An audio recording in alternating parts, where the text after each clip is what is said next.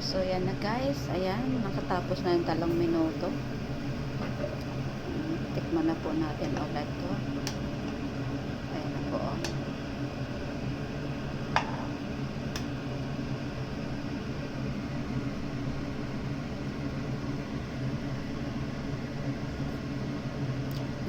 Wow, sarap.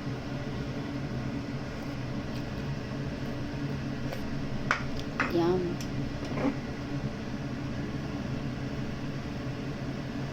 Ayan, kulong-kulo at i-off na po natin yung ating fire. Ayan.